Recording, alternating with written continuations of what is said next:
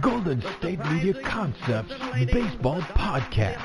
We cover everything Major League, from spring training to the World Series. We've got your favorite club covered, from New York to Boston to LA. This is the Golden State Media Concepts Baseball Podcast.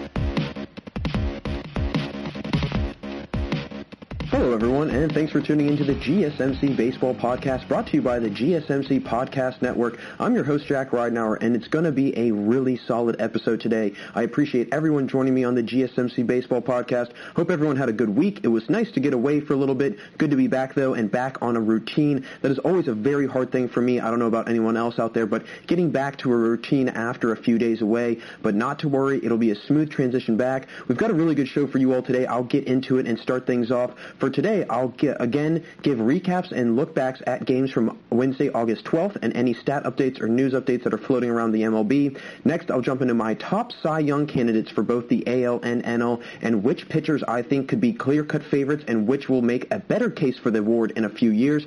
Afterwards, I'll get into the rivalries we would love to see around the MLB with the realignment of the league and which teams could actually form an enticing and exciting rivalry. And stick around for the last few minutes of the show, folks, as I'll discuss my greatest one-year wonder players who had incredible 1 years and then fell off after that. I'll talk about their one lone career year and how their career turned out afterwards. So again, I'm going to jump right into it with our segment one today, and that's going to be running through some of these scores from August 12th. It was a lot. I mean, there was a lot of jam-packed games, a couple games that were blowouts, and a couple games that came down to the wire, really. So first game I want to discuss, Twins and Brewers. Twins coming out very strong, winning 12-2, and really in part because of a 5-run second inning for Minnesota. And they actually scored at least one run between the second and sixth innings in that game. And every time I looked down at my phone and got the updates for it, I mean, it just seemed like everything left the ballpark for them. I mean, it was a huge day. Byron Buxton's 2-homer game, huge day for Buxton. I mean, it was literally, it just seemed like a field day for the Twins. Brewers really struggled. Lauer got his second loss of the year. He's 0-2 so far, 12.54 ERA on him. So not a great sign for Milwaukee. Already a pretty thin starting rotation as it is. And now that one of your guys is also, nearing a 13 ERA, Josh Lindblom has not been pitching very well either. So again, a lot of kind of scary thoughts or scary things going on in Milwaukee in terms of how their season's going to turn out and continue moving forward with the very thin rotation that they have. 7-9 so far this year. The Twins are 12-7. And again, this Twins team, they just keep making a case for why they could potentially be, one of the top favorites and one of the serious contenders for the World Series this year. I personally think that they will make a legitimate run at it, and I've said that many times before, but with the way that they usually play, a team that tends to really peter out towards the end of the season, we don't have 162 games to worry about this year, only 60, so this could be a team that really catches fire at the right time, and come postseason time, that could be some of the best baseball that they are playing. Next game, Chicago White Sox against the Tigers. Tigers fell 5-7 to the Chicago White Sox. You know what? I'm going to give Detroit a lot of credit here. They're 9-7 so far. White Sox are only 10-9, so they're really nipping at the heels of the White Sox. Tigers are right behind them. Chicago came out with 2 runs in the top of the first. Detroit answered with a run in the bottom of the first, but then Chicago was able to put on a run in the third, and in the top of the fifth, they put up 4 runs, coming back and answering after Detroit had put up 4 runs in the bottom of the fourth. So these are two teams that I think they're really fighting for that second spot, maybe that third spot. But I think that it's going to be the Twins and the Indians that really dominate in that league, and especially with how well the Twins have been playing, I just don't see anybody else in that Central Division stacking up with them, really. I just don't see that occurring. I do think that the Indians, if they could possibly get some of the bats going, I know some of the guys like Sano and Ramirez have not been hitting great this year. I'll get to the Indians in a little bit. But with the pitching that they have, and we're going to hear about some of the pitchers that they have on their team, with Plesac and with Bieber, year, those are guys that could be really, really good for years to come. So the Indians, if they don't really make a huge run at it this year, they could very well find themselves in the top tier division, or the top 1 or 2 spots in the Central Division for the next 3, 4, maybe even 5 years. Next game, Diamondbacks, Rockies. Diamondbacks coming out 13-7 over Colorado, and this was very unconventional for the Rockies. I mean, losing in this type of fashion, especially to the D-backs, who are 8-11 this year. Colorado is 12-6. Arizona jumping out on the Colorado Rockies in the first inning, and then Colorado bouncing back in the second, scoring a run. But it was really an 8-run 7th inning for Arizona that put this one out of, completely out of coming back for the Rockies. 8 innings in 1 run. That was a huge, huge blow for Colorado, who's been playing great this year. I mean, I don't know if anybody else has been paying attention to, the Rockies, but they have been playing their behinds off the last 2-3 weeks. Charlie Blackmon has been making a huge case for being one of those guys who could hit 400 this year. He actually is now hitting near or if 500, so he could maybe even surpass that and be the first guy to ever hit 500 for a season. But again, it would be tailored a little bit, not as many games, but still, a lot of the experts and a lot of articles that I've seen on MLB.com are saying, hey, just because he's hitting 400 right now, and that doesn't mean that he could have a fall off, or that doesn't mean that this is just a fluke. Having a 400 or higher average this many games into the season is just a sign that he's going to continue to do this, and he's going to keep putting these numbers up. He's already nearing a third of the way. I mean, they've played 18 games so far, so 20 games would be a third of the season gone by. So first third of the season, he's hitting 400 or higher.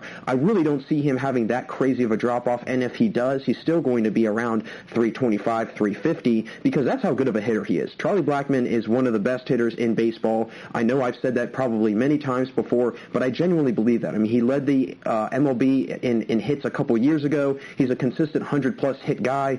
I mean, a lot of offense that comes out of him for sure. Over on the D-back side, though, they had some really good hitting days out of both the Martes. Again, these are 2 very strong hitters that they have in this lineup that maybe not they might not put together a huge run this year, but having them and having these pieces for future years, I think, will pay off big time for the Diamondbacks. Ketel Marte went 2 for 4, while Starling Marte went 3 for 5 from the plate. So again, some big days from them. Really, really good offense out of them. And again, not to mention, they can be good fielders if they want to be. I know that their fielding numbers aren't always the best, but they can be very, very good fielders. Starling Marte being somebody who, he could be one of the better outfielders in the NL if he actually tries.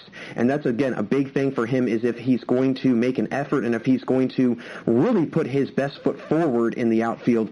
If he's not going to be able to do that, it's going to be a rough year for Starling and for the entire D-backs team. Again, they're 8-11 through the first 20 games. So we'll see if they can turn anything around. I mean, they're in a good spot that if they wanted to turn things around, they could. They're not completely out of it. But with the way that the Rockies have been playing, with the way that the Padres have been playing, and especially with the way how the Dodgers have been playing, it's going to be very hard for them to do that. It's going to be very challenging. They're going to have a lot of, maneuvering around in that West Division that they're going to have to elbow their way to fight into a playoff position potentially, but we'll see what happens. I mean, there's a lot of time left, even though about a third of the season is gone. There's still 2/3 left, so we're still over halfway left with baseball in this season so far. The next game, Oakland Athletics, Los Angeles Angels. Athletics continuing their domination, 8-4 over the Angels. And this A's team, when you look at their box score and when you look at when they're scoring, they're very consistent and it's very spread out. They'll score a couple runs through 2 or 3 innings. They won't score an inning, and then they'll score again for the next 2 or 3 innings. So it's very spread out, and if you're an opposing team, you really have to bring your best bats that day, because if you have any sort of a lull in that game, whether it's 2 or 3 innings of no runs, not getting anybody on base for 4 straight innings or whatever, the A's will make you pay. I mean, they will really, really make you pay. Ramon Laureano had a ginormous home run rob in the outfield. Great young player for them. A lot of good stuff coming out of him. I don't know if anybody else saw, but obviously the other day with the huge brawl between him and the Astros bench coach. I mean, Did he need to do that? No, not necessarily. But hey, if a guy's going to make fun of someone else's mother, and with the way that people view the Astros right now, they're not a well-liked team. And I don't think anybody out there would disagree with that. I think that the Astros are a pretty disliked team right now, especially amongst the other MLB teams in the league. So, I mean, we'll see if that is going to continue to be a theme. They've already had a run-in with the Dodgers a couple weeks ago with Joe Kelly mocking Carrera when he struck him out. So we could potentially see another team, maybe it's a West Coast team, and maybe it's a team in the AL, maybe it's a team in the NL, who knows? But I don't think that this is going to go away for the Astros. I think for as long as they have these core group of guys on the team, they're going to continue to have, I don't want to say a target on the back of their heads, but they're going to be definitely, sought after, and people are angry with them, and they're going to want retaliation. They're going to want their revenge against a team that cheated against a lot of other teams in the MLB. So, I don't think that it's going to continue to blow up like it has with, a couple brawls happening and so on and so forth, but I do think that they are going to continue to have pitchers possibly throw at them. They're going to definitely still have teams jaw at them and just talk trash with them, really, because, why not, right? The Astros have, they've made a very, very good case for why they're kind of the villain in the MLB. It's very obvious. If you cheat, nobody's going to like you. So, we'll see if the Astros can bounce back. But again, back to this game, Athletics and Angels. It was a big game for the A's, and I really think that, the A's are on a big uptick, and I think that if they continue to play this well, they're 13-6 so far, first in the AL West, and the Astros are struggling too, not to mention with everything that's been swirling around them, they're struggling. Prime time for the Athletics to take the reins of the AL West and really go into this postseason leading the division and, potentially making their way into a deep playoff run. Next game I want to talk about Cubs, Indians, and this is going to be two teams that I talk about later on in the episode when I talk about my rivalries that I really want to see, because I think that these two teams would be really good rivals. I think that if they were to come together in either the Cubs go to the AL or the Indians go to the NL or whatever, I think that out of this realignment, this would be a really fun rivalry to watch, mainly because of the 2016 World Series and everything that happened with that. Again, I'll get into that in a little bit, but in this game, Cubs came out on top 7-2. Chicago putting up 3 runs in the top of the 5th, so they're going into the 6th inning. They were up 4-1 over Cleveland. Cleveland was only able to get one other run, and then the Chicago Cubs continued to tack on some runs, some extra insurance runs towards the end of the game, 1 run in the 8th, 1 run in the 9th. So this is a team that is going to continue to chip away against other teams, and they're 12-3 right now, and although they're not one of these teams like the Yankees or the Dodgers or the Padres, who we've been hearing a lot about in the Rockies because of their some teams surprising, some teams not so surprising starts, but Chicago is right there with some of the top teams in the NL. They're 12-3, they're first place, and with the Cardinals not playing a whole lot of games, and so they're kind of at the bottom, and the Pirates are also at the bottom, and the Brewers have been struggling. It'll really just come down, I think, to the Cubs and the Reds. The Reds have been playing a little bit better lately, still not great, but playing a little bit better. I think the Cubs have the NL Central in the bag. The Indians, again, another team like the White Sox, they're going to really start fighting for that second place spot. Both teams are 10-9, so look to see them not only fight for second place, but also try and dethrone the Twins, who are going to be really the clear-cut favorite, I think, in the AL Central. I know I've said that a lot because that Twins team is really good. They are really, really good, and so we'll see what happens in the AL Central this year. I think both Central divisions are going to be a lot of fun to watch. Anthony Rizzo with a big home run for the Cubs. Chris Bryant also hit a big home run for them as well. Kyle Hendricks got the W. Moved to 3-1 on the season, 3.08 ERA for him. They've got a nice balanced team, and so I think that is what's so dangerous about them, is that they're very well balanced. They've got some okay, solid pitching. I don't want to say that they got great pitching. It's pretty solid. Kyle Hendricks definitely kind of leads the charge in that rotation for me personally, but it's their hitting that I think is very good, and it's not like they've got, a Cody Bellinger. They don't really have any MVP caliber players. Maybe Javi Baez, but outside of him, I don't really see anybody else that is going to make a legitimate push in any time soon for the MVP, and as a result, if you've got a lot of guys that are very evenly stacked amongst each other and that they're all very similar in talent, that just means that you have that much more depth and you can go that much further into the season and towards the playoffs. So really see a lot of good things coming out of the Chicago Cubs this year. Next game, final in 10 innings actually, Marlins and Blue Jays. And let me tell you what, The Miami Marlins continue to shock me. I don't know how they're doing it. I don't know if they've got some sort of secret formula that they've concocted and that they've been, using in the last 12 games. But ever since everything that came out with them in COVID-19 happening, they've been on a tear. I mean, they have been playing incredibly well. 8-4 so far. Got the W over the Blue Jays, 14-11. I mean, again, 28 runs scored in that game. I mean, that is unbelievable. 28 runs. So Miami came out pretty strong, scored 3 runs in the top of the first, 5 in the top of the third. Toronto did put up at least 1 run between the third and the 8th inning. So they put up 2 in the third, the 4th, the 5th, and the 6th inning. They put up 1 in the 7th and then 1 in the 8th. And, I mean, that consistency of putting up runs, if you're the Blue Jays, that's a great sign. That's a really good sign, maybe not necessarily for this year, but for years to come. They've got a lot of young guys that can really put the bat on the ball, and they could make an impact. Seriously, have a lot of potential hitting-wise. Now, I think that it's going to take them a few years because they are pretty young, but I do believe that they've got a lot of potential.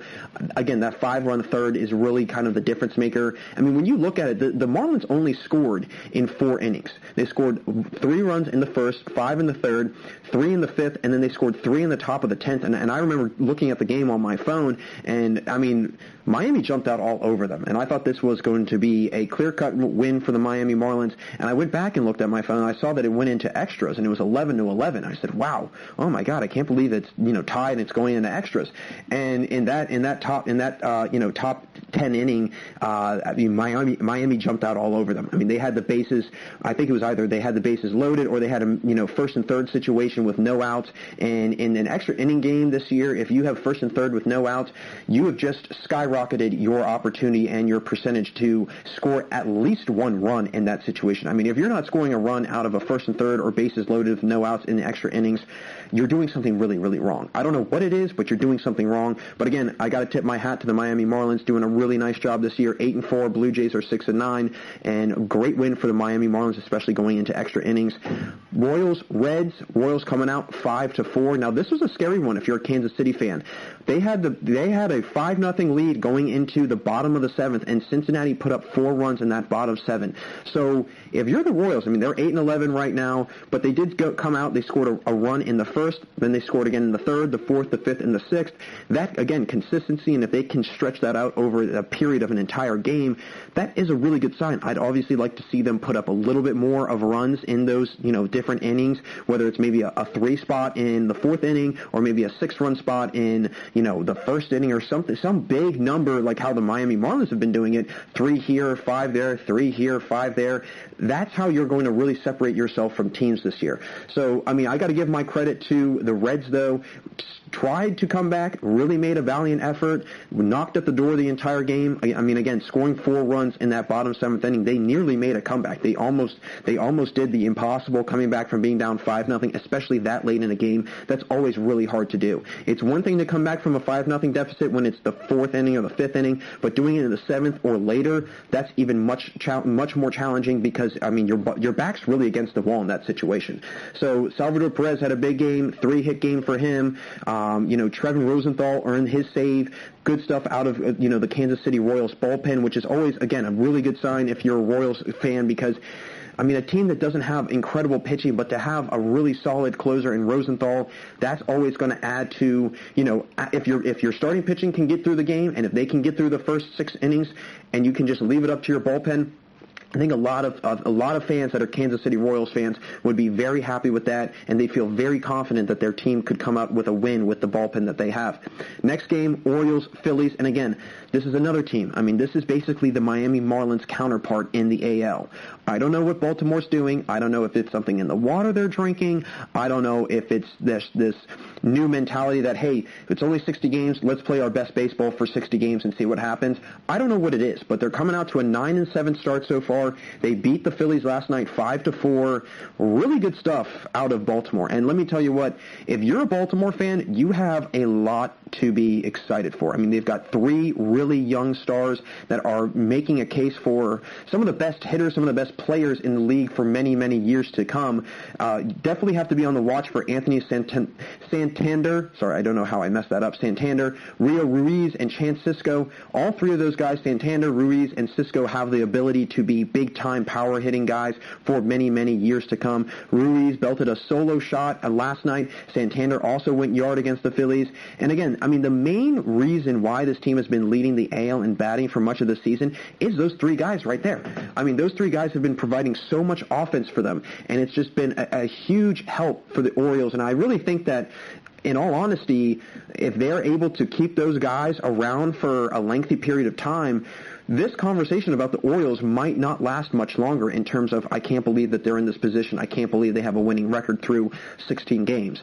I think it will become a normal thing for us to see if these guys can stay around, if the Orioles can keep them around, and if they can continue to develop the way that they have been this past 16 games or so. I mean, it's unbelievable what Santander's been doing, and Ruiz and Sisco. Again, those are three names to keep an eye out. I know we've heard a lot about Fernando Tatis and how well he's been doing, but let's not sleep on these three guys, because at least one of them is going to become a big-time star down the road. Next game, Braves, Yankees. Yankees coming out on top 6-3. Atlanta, they're playing pretty solid so far this year, 11-9. I don't think it's the record that they want to have yet. I think that having 9 losses already for a team that is really fighting for that NL East position, you don't want to have that. But at the same time, I know that Miami is in first place because of their winning percentage and how, I don't want to say that it's kind of, it is unfair to some of these other teams that haven't had any issues, but I guess we can't really fault the Miami Marlins for something that happened to them that they really had no control over. Now, if the whole thing about them going out to a nightclub in Atlanta is true, then that is a different story. But again, we can't really point the finger at Miami for having the COVID outbreak that they had in their locker room. But still, the Braves, they can't afford to have this many losses, this many games into the season. Through 20 games, they have 9 losses. And with the Miami Marlins, the way that they've been playing, and especially with the winning percentage now being the new factor into the playoffs, Braves have to pick it up a little bit here. They can't drop these games. And, I mean, I know that they went up against the Yankees, and the Yankees are 12-6, a very good team. They're first in the East. They've been playing very well, and they're really one of the more dominant teams in all of baseball. I understand that. But at the same time, the Braves, I really view the Braves in that same sense. I mean, they're one of the better teams in the NL. And as a result, if you're one of the better teams in the NL, you're one of the better teams in baseball in general. So I think that the Braves have to pick it up a little bit here. I mean, it really came down to these 3 innings that they scored 2 runs or more for the Yankees, bottom 2nd, bottom 4th, and bottom 5th, putting up that consistent runs in those different situations in those different innings.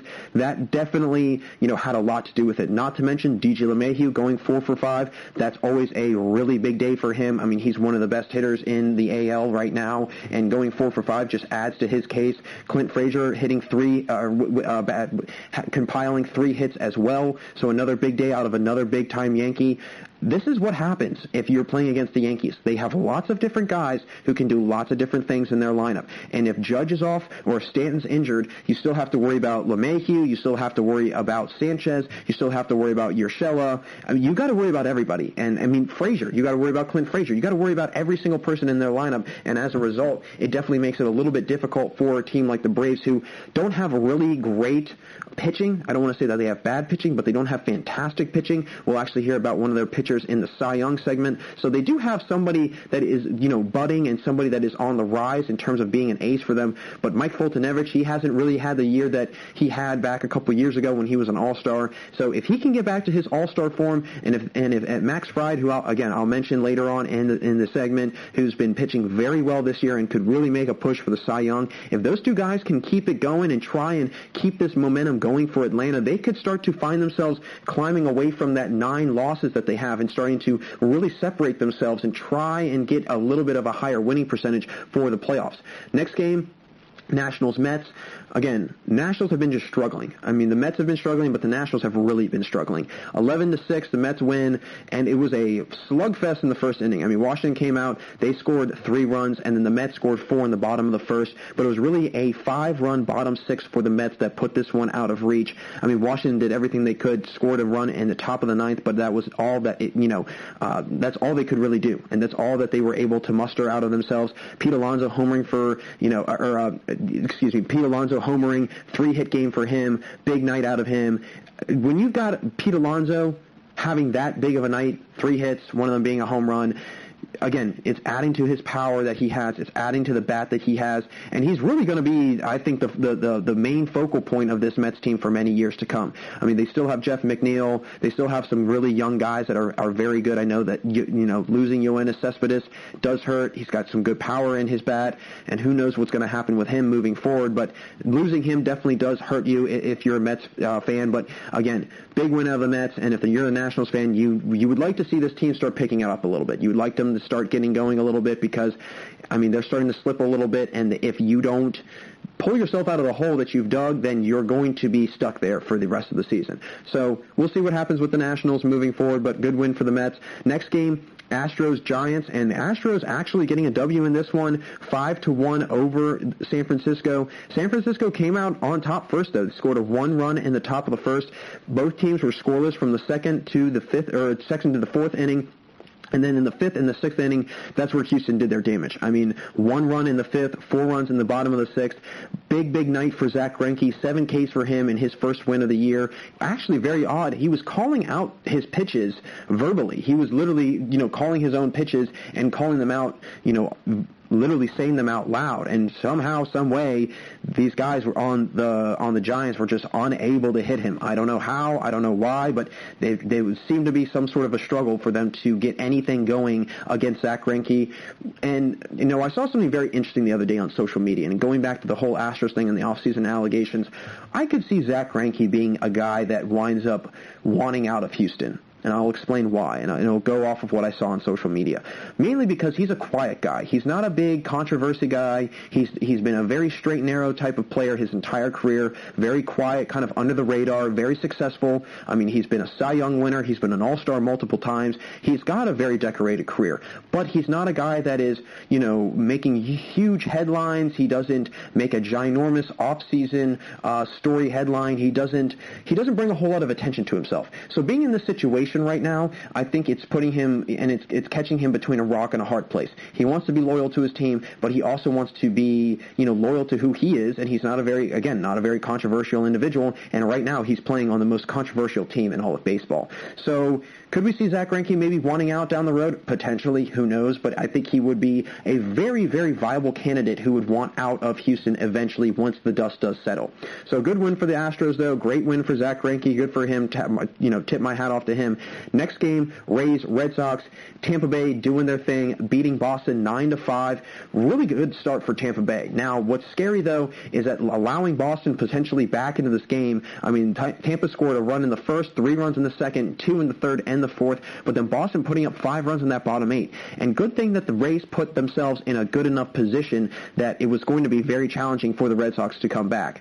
But at the same time, if you're a Rays fan, I would be a little worried in terms of, can my team put another team away, and can they make sure that there is no comeback that happens later on down in the game? Really good stuff out of the Rays, hitting 4 home runs versus the Red Sox. J.D. Martinez did hit a grand slam, so he might start getting going for the Red Sox, but he's been struggling big time this year. And if they want to make any sort of run at the playoffs, they're going to need him. They're going to need Rafael Devers. They're going to need Benintendi. All of those guys who have been very, very poor this year in terms of hitting and their performance at the plate. If they're going to want to see an improvement and kind of a turnaround, those guys are going to have to start getting the bats going sooner rather than later. Next game, Rangers, Mariners. Rangers coming out on top 7-4. Seattle putting up a good solid 4 spot in the top of the second, but that was the only runs that they would get. And then Texas put up 1 run in the 6th, 1 run in the 7th, and then they blew the gates wide open in the bottom of the 8th, scoring 5 runs. Big game out of Willie Calhoun, and scoring 7 runs in 3 innings is really what propelled this team to a victory. And Todd Frazier's go-ahead run at the end of the game was also kind of the big thing in that one also. So we'll see what happens with the Rangers. They're 8-9 right now, and again, they're kind of on the cusp of being a 500 team. They could really swing one of 2 ways. They could start having a great season and go on an upward trend and start winning ball games, or they could start, falling and start slipping and really go by the wayside. The Mariners have kind of started to do that. They're 7-13 right now. So again, a good solid AL West battle out there. Next game, and the final game really of the evening, San Diego, LA. Dodgers beating the Padres 6-0, and I think the Dodgers were flexing their muscle a little bit on the Padres. The Padres have been getting a lot of notoriety, a lot of publicity lately because of how well they've been playing, how well Tatis has been playing. And so I think the Dodgers wanted to make it known that, hey, we're still the top team in this league. We're still the top team in this NL West. Don't let it fool you. Just because that they're starting out really hot, they're 11-8 right now, does not take away from who the LA Dodgers are. I mean, the Dodgers are 12-7. They put up 2 runs in the 5th, 4 runs in the 8th. Justin Turner's 3-run homer was huge for them. I mean, it was a really, really big day for the LA Dodgers. And if you're a Dodgers fan, I would be very happy about this because it shows that you can put a team away like the Padres who've been playing well, and you're putting them away handedly, not allowing them any runs at all through an entire game. That is a very, very challenging thing to do if you are really any ball club, especially with how well the Padres have been playing. So I tip my hat again to the Dodgers. Great win by them. Like I said, they moved to 12-7. The Padres are now 11-8. Keep an eye out on the NL West. I think that's going to be a lot of fun. It's going to be a really interesting division because the Rockies, Padres, and Dodgers have all been playing very similar ball lately. And if they keep playing the way that they're playing right now, it's going to be a lot of shifting around in those top 3 positions for the rest of this season. And as we know, the Pirates-Cardinals game has been postponed because of all the many COVID-19 positive tests on the on the Cardinals. Hoping that the Cardinals can get back on the ball field, but I really don't see it happening anytime soon. And as long as that there's still some sort of testing, some sort of positive testing, and if they keep having at least one positive test pop up on a daily basis, they're not going to be playing for a while. So those are the rundowns for those games. Really jam-packed August 12th day. Really had a lot of fun watching all those games, following those games. So I'm going to close that one out of our first segment. Really appreciate you all listening. Don't go anywhere because after this quick break, I'll be back discussing our topic for segment 2, which will be my top choices for the Cy Young this year in both the AL and NL, and some very legitimate competitors fighting for that prestigious award. Don't go anywhere, folks, because we'll be right back here on the GSMC Baseball Podcast. This is your ultimate stop for everything sports. The Golden State Media Concepts Sports Podcast. Should I say more? From the NFL, MLB, the NBA, to MMA, it's all in here. The Golden State Media Concepts Sports Podcast. Listen now.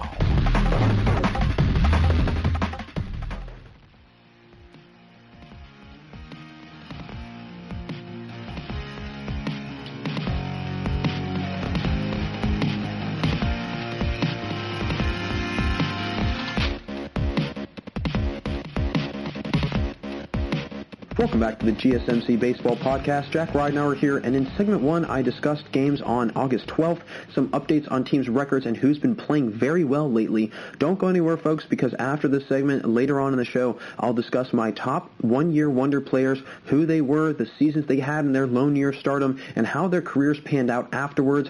I want to now discuss my top 10 Cy Young candidates so far this season, who I could see being the Cy Young winner in each league. So I'll first give my 5 candidates from the AL, and then I'll move into the NL. So my first guy in the AL I have to make mention of, and someone who I have constantly talked about, and quite frankly, I think he's my front runner for the award this year, and that's Shane Bieber. And if you haven't heard of this guy yet, well, you will hear plenty about him very soon. The ace for the Cleveland Indians has continued to put together an incredible early start to the year, but he really doesn't seem like he will be slowing down anytime soon. He's 5th in the AL in ERA with a 1.63 ERA through 4 starts, and not to mention an AL high 27 2/3 of innings pitched. So someone who is proving that he can keep opponents' bats quiet through the first 6-7 innings of a ball game, which is an ace and a starter you love to have, and really isn't something you see a whole lot, especially nowadays. His strikeout to walk ratio is astronomically high as well, only 43 Ks to 5 walks this season, and if you can keep your starting pitching, around a walk per start, you can feel very confident that your starter can get guys out early while also minimizing the miscues that he could potentially allow, like consecutive walks. And a lot of starting pitchers do have that issue. They'll start to get on kind of a downward trend in pitching. They start to really falter, if you will, and then as it starts to mound up, it starts to pile up, and then all of a sudden they've got bases loaded, no outs, and they're coming out of the ballgame and they're having to go to the bullpen. But he's also 5th in the AL in batting average allowed with a .168 average from his opponents. So he's virtually been unhittable all year so far, and with a shortened season and already 3 weeks into the season, he has 4 starts while putting up these impressive numbers and being this consistent, there really isn't any sign of slowing down from Bieber. He's 25 years old. He's going to be a top-tier candidate for the AL Cy Young, barring any injuries or major downfall that could occur. But like I said, with those numbers and him doing it that consistently, there's no way Bieber won't continue on this tremendous season that he's been having, and hopefully he continues like that for many years to come. I think he's got a very bright future ahead of him, and quite frankly, somebody that we probably will hear much more about for years to come. Next guy I have to make mention of, Garrett Cole. This is a pitcher who has dominated the AL the last 2 years, had incredible back-to-back seasons in Houston, has really separated himself as one of the elite pitchers really in the entire league. He started off the season very strong. 6-inning complete game against the Nationals, 5 Ks, wasn't overtly dominant, but he still did a really nice job moving through the innings very efficiently. Currently holds a 3.22 ERA in 22 1/3 inning pitched. But his opponents have had a wildly difficult time getting any hits off of him. He's 11th in the AL in average against with a .195 average, and another low walk, high strikeout pitcher like Bieber. Now Cole has about half the strikeouts this year that Bieber does, but that doesn't mean that you should leave Cole out of this question, because he is very well and very, very legitimate in being a contender for this award. His consistent play the last 3 years and his ability to really control the tempo of any game he is in, it makes him that much more of a candidate for the Cy Young this year. And not to mention, being on the Yankees brings that much more magnitude to any type of season you are having, good or bad, mainly because of the publicity and airtime the Yankees get compared to other teams. So this is also very beneficial to Cole. And that because he's on a really talented team, that he gets a lot of attention, and it'll increase his odds of writers and voters noticing his numbers because he's on a noteworthy team. And if he wants to win, he needs to pick up the strikeout numbers a little bit. They are lacking, kind of, and especially in regards to him and for him personally. But if he can continue to get the amount that he is usually getting, then it's going to be another very typical dominating season like it's been the last 2-3 years for Garrett Cole. Next guy, this is probably a name that you have not heard a whole lot about, but it's Randy Dobnak. He could be a really good guy for years to come, but this seems to be like a coming out party for him this season. He leads the AL in ERA with a .90 ERA through 20 innings of work. He has registered 4 starts, and he's shown really the ability to be a shutdown guy through 5-6 innings of pitching. Problem is he hasn't had very good pitching stamina, meaning he has the ability to go really late into games like 7 or 8 innings. Most of his outings have been 5 or 6 innings, and as a guy that is going to have, a complete, he's not going to have a complete game like Cole and Bieber. And it does make me wonder if he doesn't put together a few games of 7 to 8 innings of pitching, he will be able to compete with Cole and Bieber for that award, mainly because he may not have the same amount of innings to be compared to the other standouts in the AL. He's also not a big strikeout guy either, only 11 Ks this year, so he's getting through these games with contact outs, getting guys to ground out, to fly out. And a stat that I noticed that was very interesting was that simply that he's got under 15 strikeouts through 3-4 starts so far. And if you're a starting pitcher and you don't strike out that many people, again, you're just telling me that you're getting outs, but you're getting outs in different ways, and that is A-okay. He's had the bases empty half of the innings he has pitched and has yet to allow a run in that situation. But when a runner is on first, which has happened only 5 1/3 innings, the ERA jumps to 3.38, which is still a good ERA to have, but going, from 0 to 3 with runners on first, that isn't a great sign. And you don't want to have a jump that's that high with just one difference, a guy on versus a guy, a guy on first versus no men on. But he doesn't get into that jam very often. He's very good with keeping runners off base, and with the Twins having a weapon like him in their rotation, it's going to make them that much more dangerous of a team. And who knows, this could be a pitcher they have for years that develops into an ace, but this year he could make a push for Cy Young if he keeps limiting runs, but he needs to be, and he needs to get more innings under his belt. He needs to be a little bit more strikeout, worthy to be noticed for that award also, because again, with the way that pitching is these days, it's a power game. You want to see guys that are getting, 8, 9 strikeouts a game, that are throwing the ball 97, 98 miles an hour, and really sitting guys down, just inning after inning after inning. But again, if he's able to put some more runs under his belt, he can really make a case for the Cy Young this year. I really do believe that Dobnak has that ability in him. Next guy, and this has been a resurgence for him, a big-time resurgence for him, and that's Lance Lynn. Second in the AL in ERA, second in strikeouts, third in innings pitched. The guy has been wheeling and dealing all year long. The 33-year-old hasn't had a year like this in a long time. He's coming off a big year last year with a career-high 246 Ks. So last year could have been the build-up season to this season since he's really putting up some career numbers. He's a very consistent six-inning guy, so he's another guy like Dobnak who doesn't go long in games, but he does put up very efficient numbers, and he moves through innings very, very well. He's got he's absolutely shut down right-handed hitters, giving up a .065 average against, but he has walked more righties than he has lefties. So he does a good job of getting righties out, but needs to make sure he can keep them off the base path. Out of these 4 players I've mentioned, he has the most walks out of them, with 12 so far. And that isn't a huge amount, but he isn't showing the ability to be completely precise like Cole or like Bieber. Lynn has surpassed the 100-win mark this season already, and this could be a continuing of a career year for him, because if he continues to add to this season, he could very well keep it up and make a very viable case for winning the Cy Young. Now, my last guy in the AL that I don't think he'll necessarily win it, but he could be a dark horse contender. He could also be a guy that we hear a lot more about in the future, and that's Zach Plesac.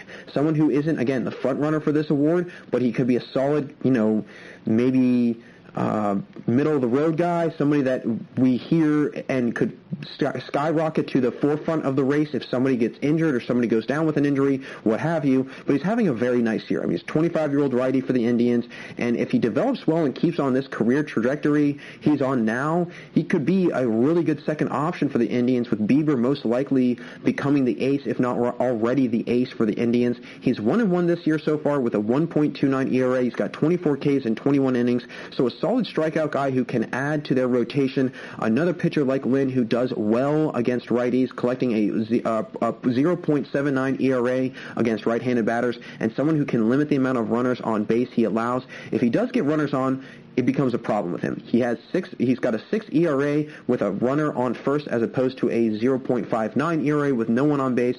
I don't think he really has a huge shot. Like I mentioned, he's got a long road ahead of him, and I think that if he's starting to play this well now, this early into his career, I think that maybe in 3 years or 4 years, we'll be having a totally different conversation about Mr. Plesac. But for right now, if he, maybe if guys start to struggle or guys start getting injured, it could insert him into that conversation. But as of right now, I really don't see him being a forefront winner for this award. But again, keep an eye out on him, because this might be a different story that we'll have in 3, 4, 5 years. Now I want to move over into the NL, and there are also a lot of candidates for the Cy Young. The first name I have to mention, Trevor Bauer. Coming over from Cleveland, Bauer has had a heck of a start. I mean, he's leading the NL in ERA with a 0.93 ERA. He's second in the league with 32 strikeouts, but he hasn't pitched in a crazy amount of innings. In 3 starts, he's pitched 19 1/3 innings, so about 6 innings per start. Again, not a big stamina guy, but he gets the job done in the innings he pitches. However, he is capable of going the distance, throwing one of the 2 only shutouts this year in the NL, the other being Kyle Hendricks, so he can go a full 9 innings if he wants. He has the ability to do it, and he's a great on-the-road pitcher. He hasn't touched a 1 ERA on the road yet, and this is a very good thing to have in a starting pitcher, being able to go on the road and play well in opponent's ballpark. Now, his ERA at home is much higher than on the road, but still only a 1.42 ERA. Now, that's mainly because their ballpark is a hitter's park, but still, to have a sub-2 ERA at a ballpark that is hitter-friendly, that is a fantastic sign to have. Bauer has a very good chance of winning the Cy Young this year, but he might have some competition with someone on this team who is a fellow rotation mate of his. We will get to him in a little bit, but keep an eye out for Bauer. I think he's going to have a really, really big year, and he's already having a huge year as it is. Next guy, reigning Cy Young winner, Jacob deGrom. I mean, he's won the last 2 seasons, and for good reason. I mean, he's been the most dominant pitcher in the NL. He's got a 2.45 ERA in 22 innings with 28 Ks, high strikeout guy with a lot of speed, great velocity on a hard-throwing fastball. Coming off a year he led the NL in Ks with 255 strikeouts. He led the league in ERA the year before that with a 1.70 ERA. So someone who has been stellar for years. He's off to another really solid start, already starting 4 games this season, and is 2-0 so far.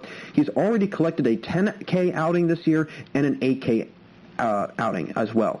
And what's more impressive is he did it, both of them, in 6 innings or under. He's capable of those high strikeout numbers in 5 or 6 innings, and like how Dobnak is, a guy that doesn't go very long. But if he's able to be anything like DeGrom, getting 8, 9, 10 strikeouts in those 5 or 6 innings and being wildly efficient, then Dobnak's going to really soar through the rankings in the AL, no question about it. And not to mention, DeGrom keeps his walks down significantly. His biggest downfall is once a guy's on base, he struggles keeping them from scoring. He's compiled a 10.80 ERA and a wildly high 81 ERA with runners on third. So name of the game, if you are an opponent facing DeGrom, get on base and advance, because once you do, you'll be able to score. But if he continues the strong year he's had, he could find himself winning a third straight Cy Young. He's going to have a lot of competition with how Bauer's been pitching and how some of these other guys that I'm about to mention have been pitching. But again, DeGrom, a very, very strong favorite for the Cy Young this year in the NL. Next guy I have to mention, and like I said before for Trevor Bauer, this is a rotation mate of his, Sonny Gray. I mean, he's another stud on this rotation. Gray's been off to an incredible start himself, 2.25 ERA, which is 9th in the NL. He has only 3 more Ks than Bauer with 35, but he's pitched in 4 2/3 innings more than Bauer. So not the efficiency of Bauer, but still putting up quality numbers alongside his teammate. He's 3-1 so far this season, and he's yet to throw a game where he had less than 7 Ks, with the highest being 11. So a very consistent strikeout guy, and that could ultimately propel him to a Cy Young. He has a knack for when guys are on base and keeping those runners from scoring. And that is, again, a very great sign, especially if you're the Cincinnati Reds, because as we all know, it's a ballpark that hitters really like to hit in. It's a shorter outfield. Guys tend to hit much more home runs over in Cincinnati, just like in Colorado, because of the air there. Different ballparks have different feels to them, and so if you're Sonny Gray or Trevor Bauer and you're really doing a nice job at limiting, an ERA to under 2 and strangleholding teams to very few runs, then you're having a really, really good year, especially if you're doing it at home. He doesn't have higher than a 2 ERA in any situation with guys on base at all, so a really great sign. He doesn't allow a lot of runs when he does give up bases to batters, but a struggling sign for him, and this is something that is a little bit scary to think about if you're the Reds. He's got a 6.75 ERA on the road, needs to bring that number down and keep putting up heavy strikeout numbers, and so he could ultimately win his first ever Cy Young. But having almost a 7 ERA on the road, that just shows you right there that he's not very good at other opponents' ballparks, which is kind of ironic that he's got that high of an ERA, but he's got such a lower ERA at home. So kind of an interesting dichotomy between those two statistics. But again, keep an eye out for Gray, because I think he could really make a push for the award as well. Next guy I want to talk about, 28 years old, does not get a whole lot of notoriety, I feel, but he's on a team that's been getting a lot of attention, as being on the Padres, and this is Dinelson Lamet, and he's been playing very well so far this year. 2-0 on the year, 5th in the NL in ERA with a 1.61 ERA. Another guy who's been nearly unhittable this year, 28 Ks in his 22 1/3 innings of pitching. Also, so a guy who moves swiftly through lineups and is able to sit down hitters left and right. He's most comfortable at home, as 75% of his Ks have come at home this year, 21 of them to be exact, but his ERA is below 2 in both home and away games. So he's still able to reduce the amount of runs scored without having massive strikeout numbers on the road, which is, again, a really good sign. He's getting good productive outs in other ways, and he's still being able to limit teams from scoring runs. This is a player that people should become familiar with, because even though he's 28, he's still got a lot left in the tank, and he could be a formidable opponent for a rising team for the next 4 or 5 years. Could he win the Cy Young this year? It would be a long stretch. But don't be shocked if you see his name come up in the Cy Young races to come. I think that Lamet is going to be a name that we start to hear much more often, not only this season, but for many, many years. Now, my last guy, who I mentioned in segment 1 briefly, but I want to touch on a little bit more, Max Fried. Another young star, like Lamet, I think could be a long shot for Cy Young, but he could be a name that is in the conversation for many years to come. He's 3-0 so far this year, a 1.59 ERA in 4 games, and talk about impressive numbers. I mean, going under 2 ERA in 4 games, 3-0 in those games, really, really good sign. Really, really good quality sign for a guy that's, very young and he's got a lot of promise ahead of him. 21 Ks, and for the 26-year-old lefty, he's got a great fastball, usually hovers around 97 miles an hour, a curveball that has unbelievable movement on it and can get up near, 80 miles an hour as well. So a guy that is hard throwing, not only with the fastball, but he's also very hard throwing with the off speed. And if you got a guy that's throwing nearly an 80, sometimes 82, 83 mile an hour curveball, that comes in fast, but then it also just dies. And so that's an even more challenging of a pitch to hit if you're a hitter, something that is coming in fast, but then just dips down and is coming in with a lot of zip on it. That you'd never want to see that if you're a hitter. He's got a great arsenal of pitches, and he's got a lot of years ahead of him. In an Atlanta pitching staff that doesn't have a clear-cut star, in my opinion. Like I mentioned, Mike Foltynewicz is not really the same that he's been in previous years, but, who knows? Maybe he'll go back to his old form. But Fried could, rise up and be the main throw for a contending NL East team. Again, I do not think he will win, but I think that, like Zach Plesac in the AL, he could be a guy that could make a run at it if guys go down with injuries. But otherwise, look to see him make some noise in a few years and to be really fighting for the Cy Young in many, many, years to come, really. So that'll close it out here for us in this second segment. But don't go anywhere, because coming up, I'll get into the rivalries we would love to see form out of the new realignment in baseball and which teams may be starting a rivalry against each other in the same division. Stay right there, everyone. We'll be right back here on the GSMC Baseball Podcast. Tired of searching the vast jungle of podcasts? Now listen close and hear this out. There's a podcast network that covers just about everything that you've been searching. Hey! The Golden State Media Concepts Podcast Network is here. Nothing less than a podcast bliss with endless hours of podcast coverage. From news, sports, music, fashion, cooking, entertainment, fantasy, football, and so much more. So stop lurking around and go straight out to the Golden State Media Concepts Podcast Network. Guaranteed to fill that podcast itch. Whatever it may be, visit us at www.gsmcpodcast.com. Follow us on Facebook and Twitter, and download us on iTunes, SoundCloud, and Google Play.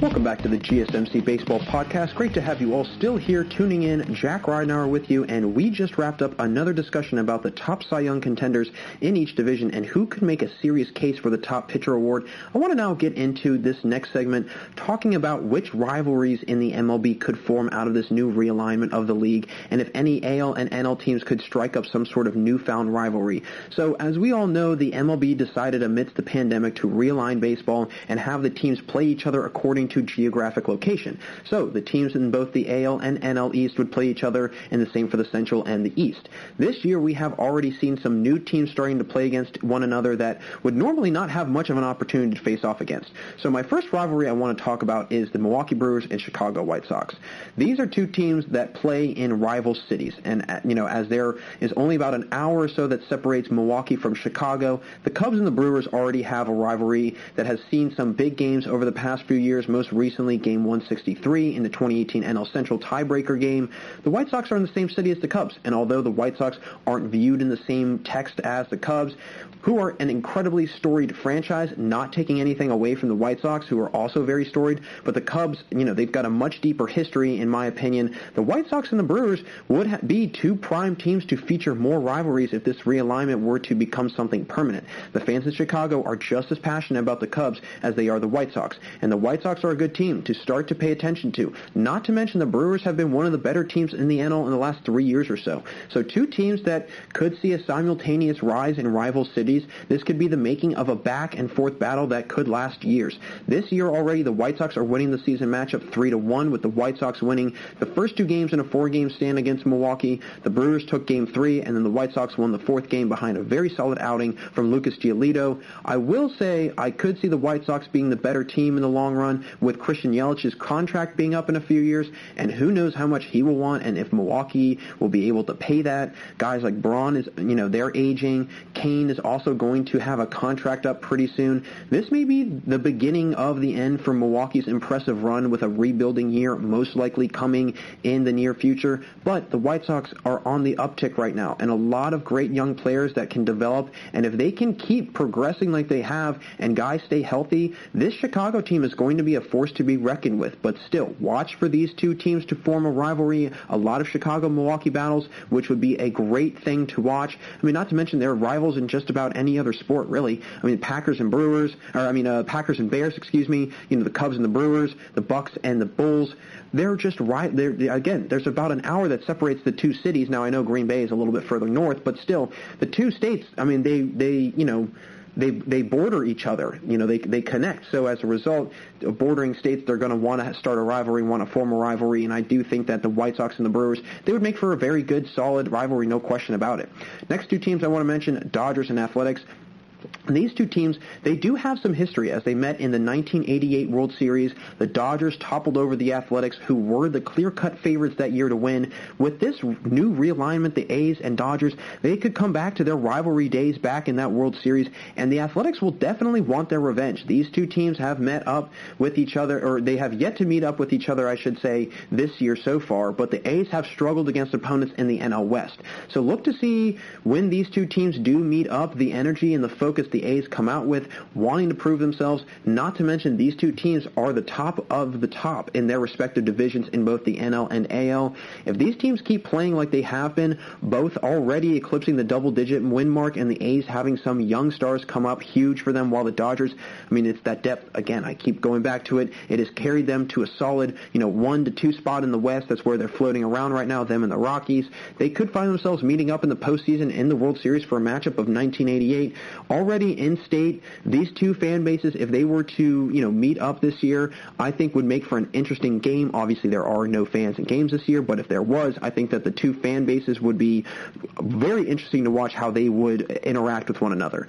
Dodgers fans can get loud, and A's fans, well, I mean, they're Oakland fans, and if they are anything like the Raiders fans, who are now in Vegas, but when they were in Oakland, are very rowdy. So I can only imagine if the A's were to get really good and the fan base grew, what a Dodgers-A's game would look like, because Dodgers fans travel well no matter where you are. So I could see a potential for some headbutting between these two teams down the road, no question about it.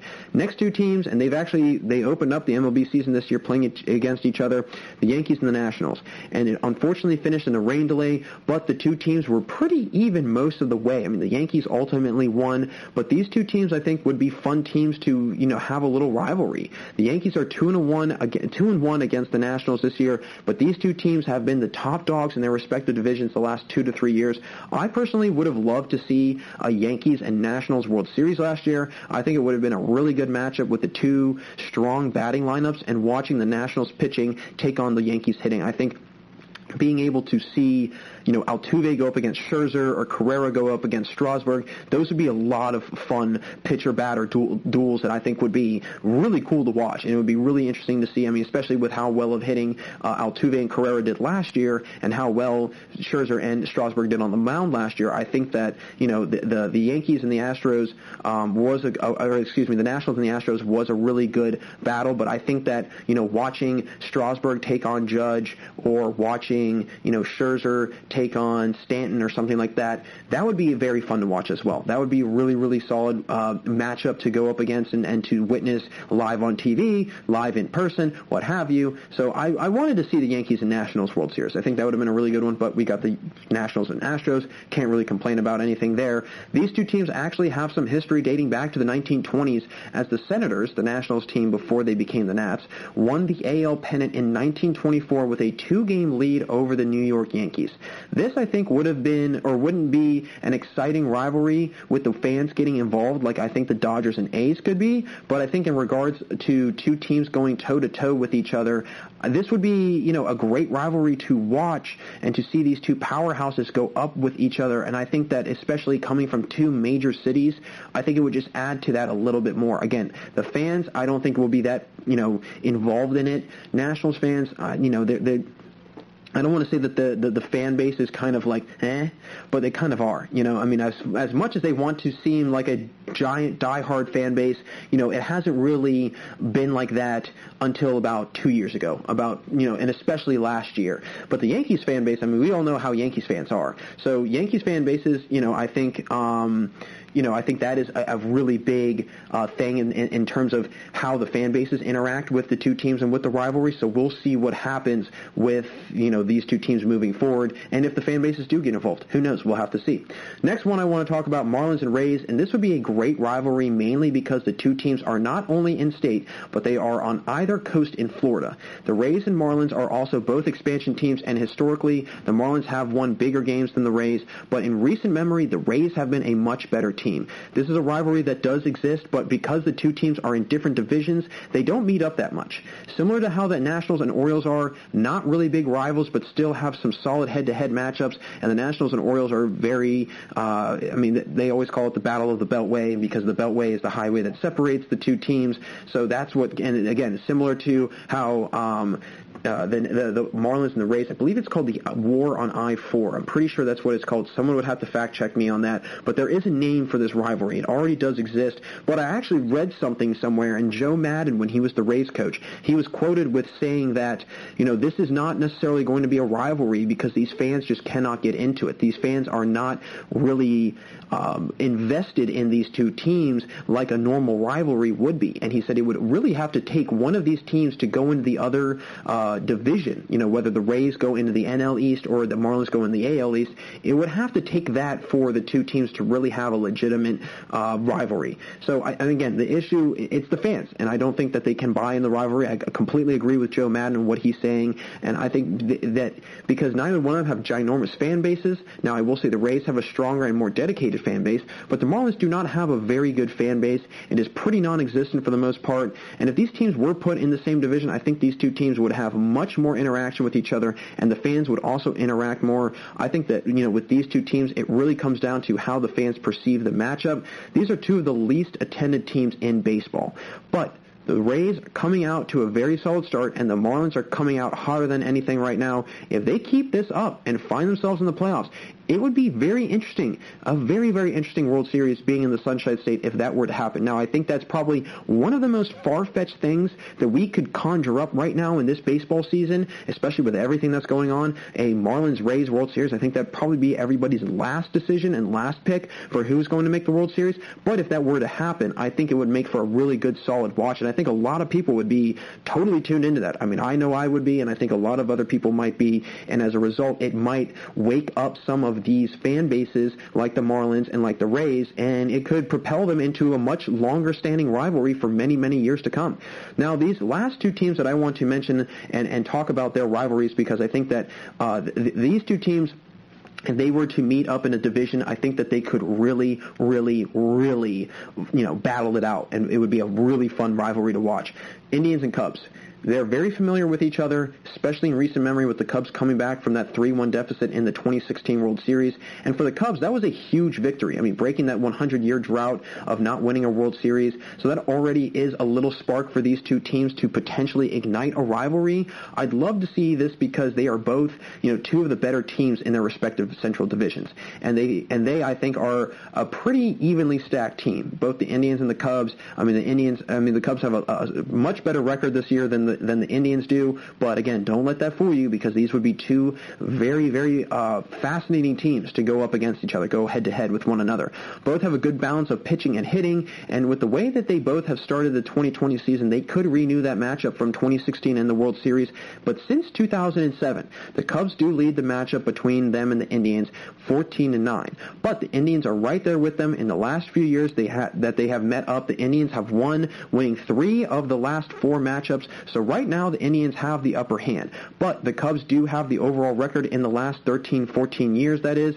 And, as a result, I think that with this back and forth between the two teams, it would be a very fun rivalry to watch if they were to be placed in the same division. So those would be the rivalries I'd love to watch. I feel like that there are some good ones budding this year in the same divisions. Recently, the Astros and the A's, but the Astros and the Dodgers as well. The Astros and Dodgers is great because you can tell the two teams do not like each other. But that is, what makes it fun, right? I mean, adding the dislike for the opponents makes the games much more intense, much more interesting to watch. The Astros have already had a couple instances with the Dodgers when Joe Kelly threw a Carrera and then mocked him, which prompted the benches to clear. And then really recently, the Astros, and the A's going at it as, Laureano charging towards one of the Astros coaches that caused an actual pushing, shoving type brawl. So we've seen some good rivalries brewing this year. But what I would love to see is some new ones formed after this year. I mean, I can't really think of any other big-time rivalries. I mean, now that I think about it, actually, when I was looking at the recaps and talking about the games from August 12th in segment 1, I'd have to say my honorable mentions, Braves and Yankees. I think those would be, again, two teams that I could see vying for, a serious rivalry. I mean, North versus South. Again, the Braves, I mean, their fan base is pretty strong, pretty steady, but it's not like the Yankees fan base that we think of as, loud, rowdy, very passionate, loves big-time moments, loves big-time games, everything else like that. I think that the Braves and Yankees would be a fun one to watch. Now, do I think that it would be as impactful or as intense as, say, maybe a Dodgers-Athletics rivalry because of those fan bases? Again, probably not. But I do think that, other teams that could maybe form some rivalries, especially in being the same state, I mean, that's where I always look, is where can these teams, go toe-to-toe, and it comes down to a battle of whatever state it might be in. I think that the Twins and the Brewers actually would be a fun rivalry also because they're another boarding state. They're right next to Milwaukee. They're not right next to Wisconsin, Minnesota is. So the Twins could be another team that could make a serious, and I know that the Twins absolutely manhandled the Brewers last night, but I think those would be two teams that would be a lot of fun to watch go toe-to-toe. But I think for the most part, those rivalries, Marlins and Rays, Cubs and Indians, Yankees and Nationals, Dodgers and Athletics, Brewers, White Sox, I think those are going to be the rivalries that people would like to see and that, could legitimately form and that they do have some sort of evidence and backing behind why they would be a very flourishing and fun to watch rivalry, no question about it. So that is going to wrap it up for our third segment here. Thanks for sticking around and tuning into the GSMC Baseball Podcast, part of the GSMC Podcasting Network. We're going to take a quick break here, folks, but don't change that channel. We've got a fantastic final segment for you as I'll talk about the best one-year wonder players, the type of years they had, and the career that followed after their career years. Don't go anywhere. We will be right back here on the GSMC Baseball Podcast. Want to know the latest in soccer? Then listen to the Golden State Media Concepts Soccer Podcast. From MLS, the World Cup, and the Premier League, we've got you covered. The latest updates, the hottest matches, and news on the league's top players. It's the Golden State Media Concepts Soccer Podcast. David Beckham scores the goal to take England all the way to the World Cup final. Listen now.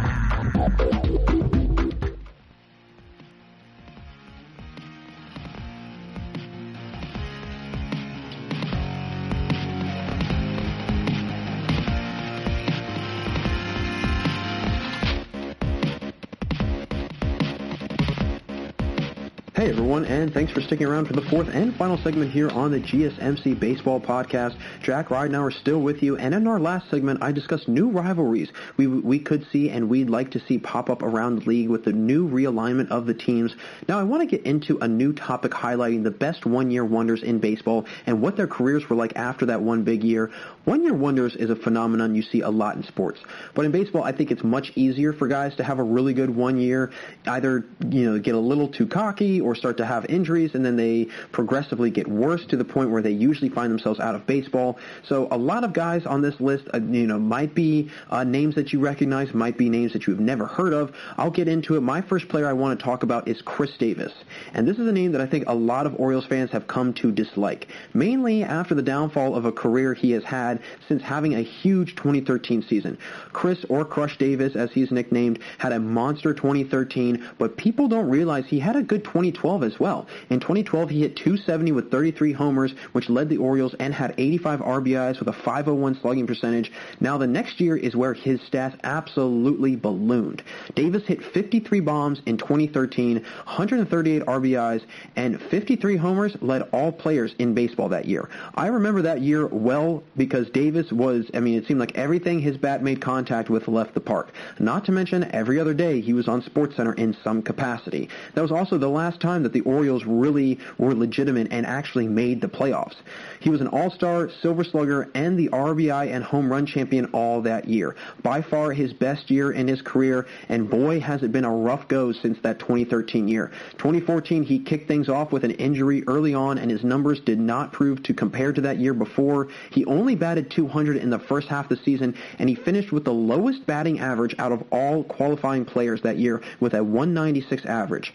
Now you go from hitting 53 homers, and for anyone out there that doesn't think hitting a baseball is the hardest thing to do in sports is very misled, because that is incredibly difficult, and for him to hit a baseball 53 different times so far and hard, it left the park. That is impressive, very impressive. And then the following year, you follow it up with having the worst batting average in baseball, 27 less homers and third in the AL in Ks with 173. And those strikeout numbers did not improve. He followed up the 2014 slump with another one in 2015. He did pull up his average to 262 that year, but he led the majors in strikeouts with 208, and he did tally 117 RBIs that year. So not an awful year, but since 2015, he has not had any sort of impressive year. He signed a huge 7-year, $161 million contract, and since his average has plummeted and during the 2018 season, he was benched midway through the year. And he had, at the time, the lowest recorded batting average for qualified hitters with a 168 average. So talk about a guy that had been on two opposite ends of the fence, the top of the top and the absolute bottom of the bottom. He had probably the widest perspective in terms of how baseball players are viewed, either terrible and awful hitters like he was with a 168 average and how he's been the last couple of years, and an unbelievable power hitting top of the line guy that is cream of the crop with 53 homers. Hitting 50 plus homers in a season is unbelievably challenging. Why is it that not many guys are able to do it? Now, last year we did have a lot of guys that hit 45, 50 home runs. So, who knows? Maybe guys are starting to get a little bit better. Maybe guys are starting to figure out pitchers. But still, 53 home runs in a season, no matter what way you look at it, is incredibly challenging. And it was a very dramatic fall-off for him. And this is probably one of the most catastrophic downspins for really any player of all time. And he's yet to pull himself out of it. He continues to struggle. And I wouldn't be shocked if, we see in the next 2 years he's out of baseball completely. It's to that point. And so Chris Davis, he's right up there, number one on my list on greatest one-year wonders, because that 1 year was a big wonder, probably for a lot of people as to wondering what happened after that for Chris Davis. Next guy, Wayne Garland. And this is a player who was one of the first players to really benefit from MLB free agency in the early days. But he never lived up to the contract he would sign for. In 1976, Garland had his best year in the majors. He put up a 20-7 record, had a 2.67 ERA with 113 strikeouts. So he really had some good numbers for a 25-year-old pitcher in only his fourth year in the league. Things only got worse for Garland. The next year, after having a 20-win season, he wound up losing an AL high 19 games, had a 3.60 ERA, 118 Ks. So a slight improvement in terms of strikeouts. Only a five strikeout difference, so not that big of a difference, but still an improvement, but a digress of an ERA and losses significantly. If you have that many losses, that is terrible. That is so bad. I can't even get over that. That is just, again, complete flip of the switch. And in the following years, he would never post a sub-3 ERA, and his highest ERA, or his highest earned run average, would soar to a 7.89. 7.89 ERA for a starting pitcher is equivalent to having like a 200 batting average for a four-hole hitter. You never want to see that. You don't want to have that in your lineup at all. And he never eclipsed more than 60 Ks in a season the rest of his career. And with injuries and a lack of performance on his part, Garland is considered one of the most notable one-year wonders in baseball. Not to mention, fans were not not happy with his play. After signing a 10-year, $2.3 million contract that at the time was a huge contract, was a very sizable contract, Cleveland fans were known for booing him wildly and even at times having his car vandalized during games as well. An unfortunate downturn for him in his career, and it makes you wonder if he didn't have a rotator cuff injury, if he had lived up to the expectations set before him, he could have been a stellar pitcher for many, many years, but we will never know after that 1 year, and that was pretty much all she wrote for Garland.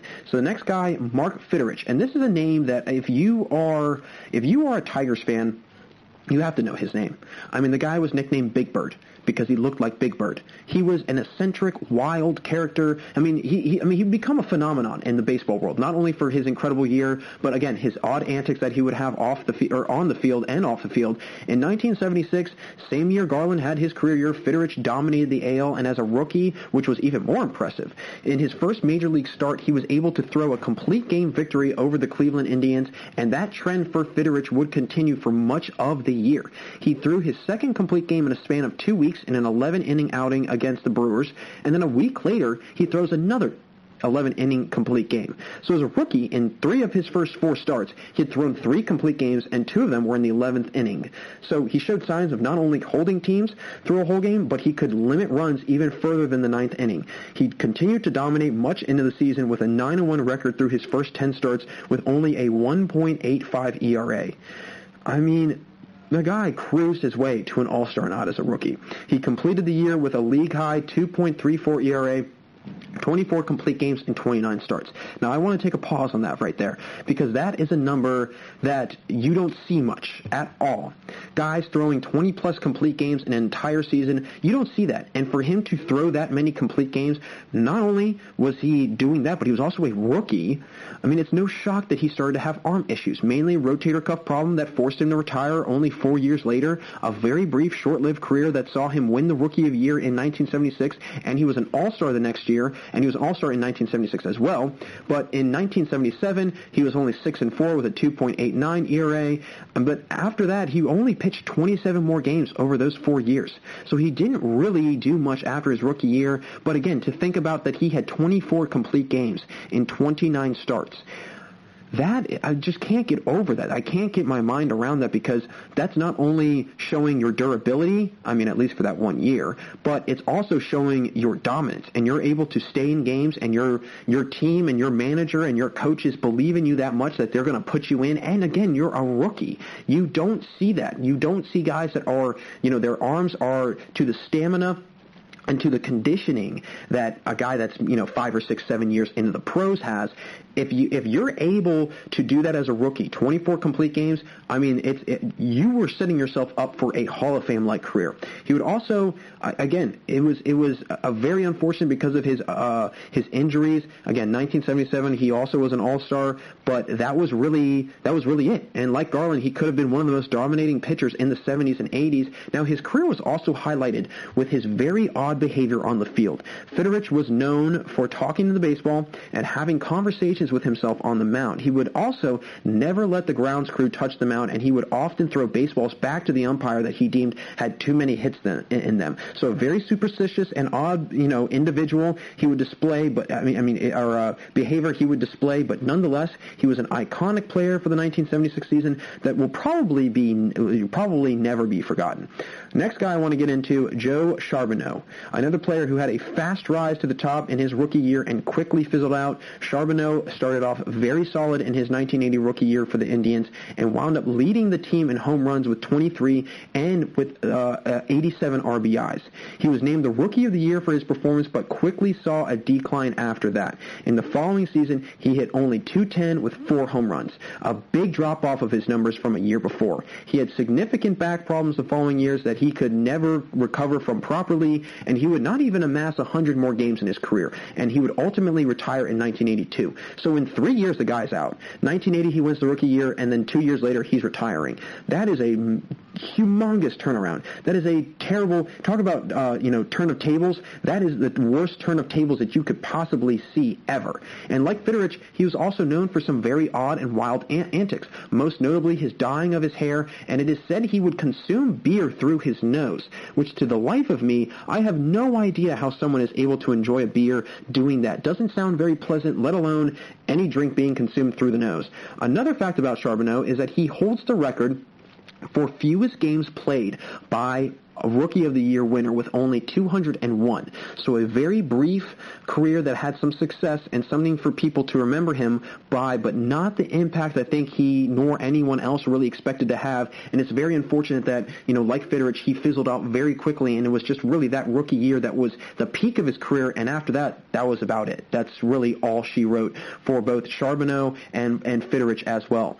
Next guy, Mark Pryor. And this is a little bit more recent, again, like Chris Davis, earlier 2000s though, but this is a guy that, it's somewhat of a sad story for Pryor, in my opinion. Someone who had a ton of potential and came out very strong in the beginning of his career, but again, did not improve whatsoever after that one lone year that he blew up. In 2002, Pryor was a rookie pitcher for the Cubs, had a lot of scouts touting him as kind of, the savior for the Cubs. Him, along with Kerry Wood, were kind of seen as the saving graces for Chicago. His rookie year was a solid one, but nothing special. But in his sophomore season, that is where he took off. He'd win 18 games in his sophomore season with a 2.43 ERA, named the All-Star team, and he pitched in 211 innings while striking out 245 batters. He finished in the top 5 in the Cy Young voting that year, but after that season, he was never the same. Injuries really started to plague Pryor. He had an Achilles problem, he had arm problems, and a lot of people actually blamed Dusty Baker, who at the time was the Cubs manager, for his downfall because Baker's managerial style of having his starting pitchers go further into the game than normal, a lot of people believe it was the overusage of Pryor that derailed his career. And honestly, I remember when Baker was the manager for the Nationals, and he was getting the same type of flack from, journalists, fans, anybody and everybody in the baseball community because of how he dealt with Strasburg and Scherzer and how he really ran up their pitch count in games. There was a couple games where, Scherzer's throwing 120, 125 pitches. Now, Scherzer is a little bit of a different animal. I can't even describe that type of durability that you have, and you can do it for 7, 8, 9 years. You're just a totally different player. You're a totally different player. Pryor only notched double-digit wins one other time in his career in 2005 with 11, but his ERA never went below 3, with it being a 7.21 at its highest in his last year of playing. He only lasted until 2006, and that year he was 1-6 with only 38 Ks. So in a span of 3 years, he dropped his strikeout total by 200, which is an alarming drop-off in terms of, that stat. And that is a humongous downturn. Pryor will also be known for being the pitcher on the mound in the infamous Steve Barton game in the 2003 NLCS game, again, where Bartman reached over in the live play in the foul territory, took that pop fly from Moises Alou, and and this is kind of wild, in the month of September that year, Pryor averaged 120 pitches per outing, and that year he averaged 113 pitches per appearance, which to me, again, it shows what happened. It was simply overuse, and he probably wore himself out, and injuries started to pile up on him, and he was never the same after that. And not to mention, you don't want to ever be remembered as the pitcher that was on the mound in probably a game that is not to be mentioned in the city of Chicago. I think if you bring up that Game 6 of the 2003 NLCS, and if you bring up the Steve Bartman, if you bring up his name, that is not to be ever mentioned in the city of Chicago. Trust me, you don't want to bring it up. So, again, I feel really bad for Mark Pryor. I think it was just a wrong place, wrong time thing for him, and I think he could have been a really, really good pitcher for a long time if he had been used a little bit differently and used in a much smarter and a much more strategic way than he was by Dusty Baker. The last guy I have to make mention of my one-year wonders, Aaron Boone. And this is a player that if you are a Red Sox fan, you probably can't stand, and if you're a Yankees fan, well, you probably at least like the guy. He did help you win the ALCS after his infamous walk-off home run against the Red Sox, but this is a player who is still involved with baseball today. He's, with him being a manager, he's also been an announcer at times for baseball. But his major career year was the 2003 season, which he actually played for two different teams. He started with the Reds, and he made his way to the All-Star game in the 03 season, his lone year making the team, and he batted a .267 clip, but he did hit 24 home runs and a career-high 96 RBIs that year. So he had some really good numbers, and he put up, I mean, this was the second highest home run total in his career high being 26, and having nearly 100 RBIs, I mean, there's no wonder the guy made it to the All-Star game, and he probably had a much higher average, I'm assuming, than 267 before the All-Star break. I'm assuming he's one of these guys that, blew up in the first half of the year, had a great year, everybody gave him the props that he deserved, and then after that, he kind of just plateaued and fizzled out, but he actually had compiled much higher batting averages in the prior seasons, with 2001 being the highest at 294, but his only noteworthy year was that 2003 season. After that year, he never hit more than 20 homers and never had higher than 70 runs batted in. His average floated around 250, 260 for the remainder of his career, so a very lackluster career that only saw one good year, and after that it was pretty much downhill, from there. He will always be remembered by his heroic swing in that 03 ALCS game, but that is really all he will be remembered for as a player, which is unfortunate because if that's the only thing that you can be remembered for and not your all-star appearance that you made, I mean, I don't want to say it's sad, but it's just unfortunate. It's very, very unfortunate that you aren't remembered for that incredible season that you had, and it's just that one moment. Now, that one moment will be captured in history forever. So don't get it twisted thinking that, he'll be forgotten and he'll just kind of fall by the wayside. I think that, as time goes on, we'll still, not hear a whole lot about him, but that moment, that series of events, I mean, that home run that he hit, him jumping around the base path, that's something that, that is going to live on forever in baseball, baseball history. So those are a couple one-year wonders that I think are the most standout, and some of them, having much harder falls after their big years than others, but they still are remembered for that one lone year, and some had a couple odd in-the-field behaviors that just added to their legend, like Fitterich, Charbonneau. These guys were, characters. They were really characters, and I think that is what also helps them set themselves apart and ultimately, makes them that much more unforgettable. So that'll wrap it up for us here today on the GSMC Baseball Podcast. It was great having you all tune in. I'm really excited to keep bringing you anything and everything baseball related. Again, we're now, nearing that 20-game mark into the season, so 2/3 of the way there until the playoffs. And let me tell you what, folks, I'm getting geared up for some fall-time baseball. I have missed it. It's one of my favorite times of the year, and really it's one of my most favorite things to watch during the fall time. Not to mention football, but playoff baseball there's nothing like it. And anybody out there that agrees or disagrees, you have to at least agree with the fact that it is much more exciting to watch playoff baseball than it is regular season baseball. I love watching all baseball. I don't care if it's regular season or playoffs. I'm just a huge baseball nut. But playoff baseball, there's just a totally different atmosphere. And now, unfortunately, there's not going to be any fans in the stands, and that is definitely going to take away from that. But at the same time, it'll be playoff baseball that we'll be able to enjoy from the confines of our home and our comfy couches. So thank you again for listening to the GSMC Baseball Podcast, brought to you by the GSMC Podcast Network. I would like to ask that you please remember to subscribe to the show and write a nice little review. That really helps us. Also, if you can please follow us on Facebook, Twitter, and Instagram, that would be a huge help as well. We're going to continue to bring you all really good content, really good episodes, and any sort of news updates that are going to be coming down the road in the baseball season and really with this odd 2020 season, with everything that's been going on. So again, folks, thanks so much for joining me today, and until next time, have a fantastic day. You've been listening to the Golden State Media Concepts Baseball Podcast, part of the Golden State Media Concepts Podcast Network. You can find this show and others like it at www.gsmcpodcast.com. Download our podcast on iTunes, Stitcher, SoundCloud, and Google Play. Just type in GSMC to find all the shows from the Golden State Media Concepts Podcast Network. From movies to music, from sports to entertainment, and even weird news. You can also follow us on Twitter and on Facebook. Thank you, and we hope you have enjoyed today's program.